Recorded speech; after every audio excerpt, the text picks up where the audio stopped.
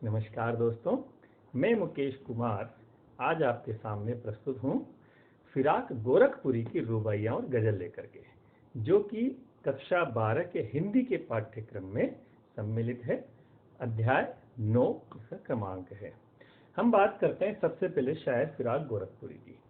फिराक गोरखपुरी ने अपने काव्य में हिंदी का लोक प्रचलित रूप इस्तेमाल किया और उसको एक नए अंदाज में प्रस्तुत किया।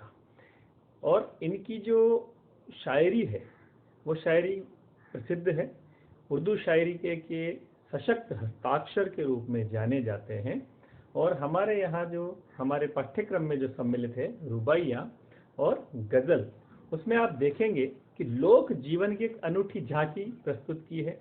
रुबाइयाँ आज हम इस वीडियो में पढ़ने जा रहे हैं। रुबाइयाँ जब हम पढ़ते हैं तो सहज ही हमको सूरदास की याद आ जाती है। उसका वात्सल्य भाव का जैसा चित्रण सूरदास ने किया था, कहीं न कहीं वहाँ से फिराक गोरखपुरी की समानता हमें नजर आती है। तो आइए प्रारंभ करते हैं रुबाइयाँ, जो कि आपके अध्याय 9 में संकलित है। तो पहली रुबाई है। आंगन में लिए चांद के टुकड़े को खड़ी, हाथों में झुलाती है उसे गोद भरी। रह रह के हवा में जो लोका देती है, गूंज उठती है खिलखिलाते बच्चे की हंसी। एक सहज स्वाभाविक चित्रण किया है। ऐसा दृश्य जो हम सामान्य रूप से अपने परिवारों में भी देखते हैं कि किस प्रकार जो माँ है वो अपने चांद के टुकड़े को, अब यहाँ चांद का टुकड़ा कौन है? माँ के लिए चांद का टुकड़ा उसका पुत्र है।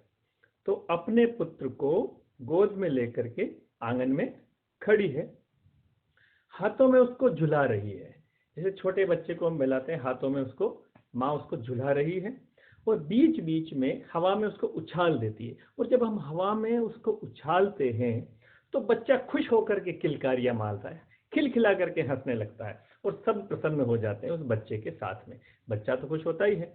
तो यह प्रथम रुबाई जो है इसकी, उसमें यह दृश्य का चित्रण किया है। इसमें मुहावरा जो है, चांद के टुकड़े का मुहावरा बहुत सुंदर प्रयोग है इसका।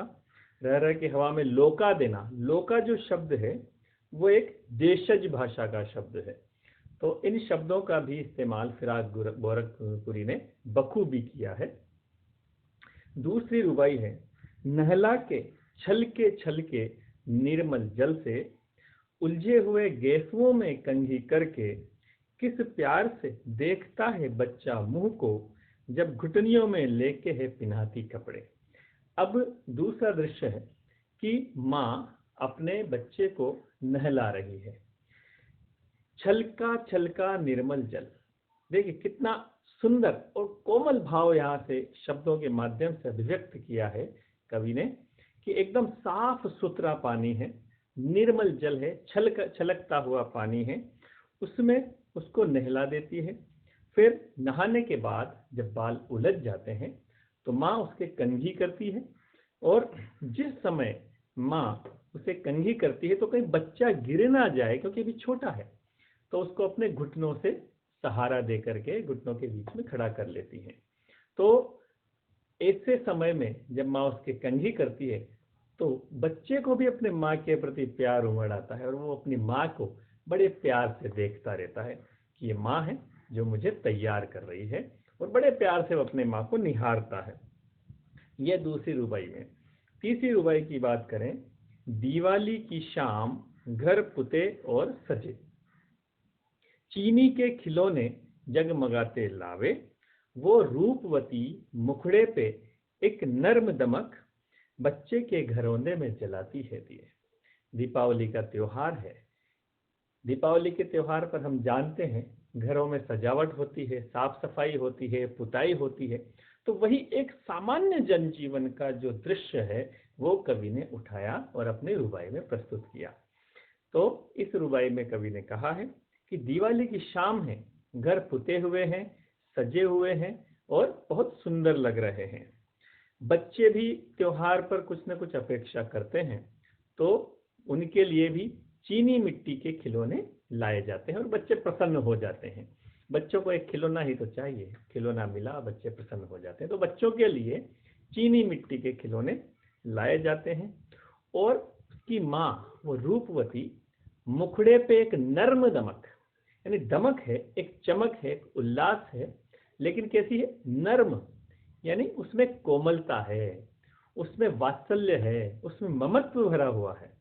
तो अपने मुख पे एक नर्म दमक लेकर के, एक वात्सल्य भाव लेकर के, कोमलता लेकर के वह अपने बच्चे के घरौंदे में जो उसके लिए लाया गया है उसमें एक दीपक जला देती है।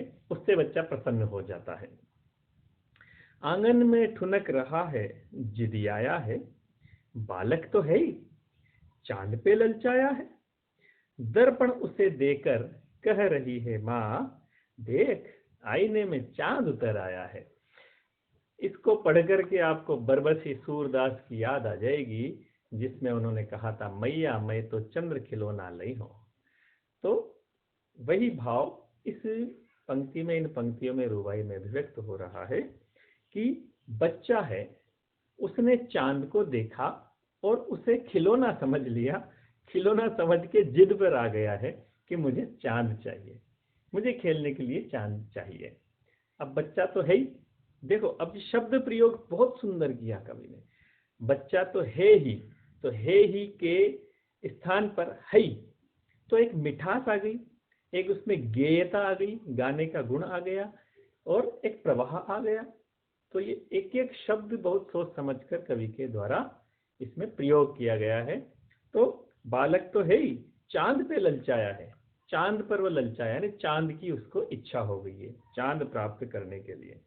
अब क्या करें, क्या समाधान है? बालक तो ये नहीं समझता कि चांद आसमान में है, उसको लाया नहीं जा सकता, लेकिन बालक की जिद पूरी करना भी आवश्यक है। तो फिर क्या समाधान निकाला जाता है कि दर्पण उसे देकर कह रही है माँ, माँ ने उसको दर्पण दिया कि देख चांद इस दर्पण में उतर आया है, आईने में चांद उतर आया है, और इस प्रकार बच्चे की जिद पूरी की जाती है। तो ठुनकना बच्चे का, यानी झूठ मूठ से रूठना, पैर पटकना, ये ठुनकना है। और जिद शब्द से कवि ने जिदियाया शब्द बनाया है। देखिए ये शब्द प्रयोग, ये कवि का नवीनता है। अपने हिसाब से शब्द को उसने परिवर्तित किया और जैसी आवश्यकता थी, जैसा भाव अभिव्यक्त करने के लिए जिस प्रकार का शब्द चाहिए था, ऐसा शब्द बना करके उसको प्रयोग किया। तो जिदियाया शब्द है, ऐसे ही हई शब्द है। तो यह एक बालक के जिद का वर्णन और उसके जिद के समाधान का वर्णन किया गया है। एक सामान्य घटनाएं हैं जो हमारे परिवार में होती रही है। अगला जो रुबाई है उसमें रक्षाबंधन के त्योहार का वर्णन किया है। रक्षाबंधन की सुबह रथ की पुतली, छाई है घटा गगन की हल्की हल्की, बिजली की तरह चमक रहे हैं लच्छे, भाई के है बांधती चमकती राखी। रक्षाबंधन का त्योहार बड़ा एक मीठा त्योहार है, भाई और बहन के प्यार का त्योहार है, भारतीय समाज में रचा बसा है।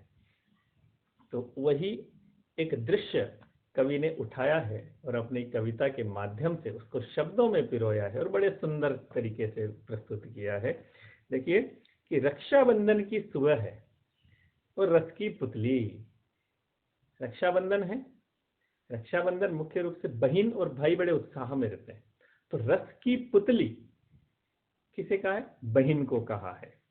रथ यानी प्रेम से भरी हुई, स्नेह से भरी हुई, उत्साह से भरी हुई रथ की पुतली, यानी पूरे कूट कूट करके उसमें प्रेम भरा हुआ है बहन। तो रथ की पुतली शब्द प्रयोग बहुत सुंदर लगता है, बहुत अच्छा प्रयोग है और इसमें एक लाक्षणिकता भी आ जाती है। तो रक्षाबंधन के सवेरे का समय है और जो बहन है वो रथ में प्रेम में डूबी हुई है, अपने भाई के प्रति स्नेह है उसमें भरा हुआ है। छाई है घटा गगन की हल्की हल्की, और मौसम कैसा है? सावन मास में रक्षाबंधन आता है, इसलिए आसमान में हल्की हल्की घटा छाई हुई है, बादल हो रहे हैं, ठीक है, मौसम सुहावना है, मन को अच्छा लगने वाला है। तो इस सुहाने मौसम में रक्षाबंधन मनाया जा रहा है। आकाश में बिजली चमक रही है और उस बिजली चमकने की समानता कवि ने दिखाई है लच्छे, अर्थात जो रेशम की जो डोरी है वो भी उसी प्रकार से चमक रहे हैं। तो यह समानताएं दिखाई है। तो और भाई के है बांधती चमकती राखी, और ऐसे समय में, ऐसे सुहावने मौसम में प्रेम से भर के, स्नेह से भर के जो बहन है वो अपने भाई के राखी बांध रही है। तो इस प्रकार ये जो रुबाइयाँ हैं इसमें फिराक गोरखपुरी ने आम जीवन, लोक जीवन के दृश्यों को चयन किया और उनको भावों को अभिव्यक्त किया। एक एक शब्द बड़ा सुंदर प्रयोग किया है और इस तरह से यह रुबाइयाँ हैं। तो ये थी रुबाइयाँ। एक रुबाई छंद के बारे में आपको अवश्य बताना चाहूँगा कि रुबाई जो है उर्दू और फारसी का छंद होता है। जैसा कि आपने इसमें देखा कि इसमें पहली, दूसरी और चौथी जो पंक्तियां हैं उसमें तुक मिलती है, उसमें जिसको उर्दू में कहते हैं काफिया मिलाया जाता है। तुक का अर्थ होता है पीछे के शब्दों में समानता, उच्चारण में और बोलने में। ठीक है, जैसे हमने पहला रुबाई पढ़ी थी, आंगन में लिए चांद के टुकड़े को खड़ी, दूसरी पंक्ति में गोद भरी और चौथी पंक्ति है हंसी, लेकिन बीच की जो पंक्ति है लोका देती है, ये इससे मिलान नहीं करती। इसी तरह से दूसरा जो है रुबाई या तीसरी रुबाई, उसमें आप देख सकते हैं पहली, दूसरी और चौथी जो रुबाई है, पहली जो पंक्ति है उसमें काफिया या तुक मिलाई जाती है और तीसरी पंक्ति स्वतंत्र होती है। 4 पंक्तियों का एक छंद होता है। तो धन्यवाद, आज हमने रुबाई के बारे में जाना। अगले वीडियो में हम जानेंगे फिराक गोरखपुरी के गजल के बारे में, उसका अध्ययन करेंगे। धन्यवाद।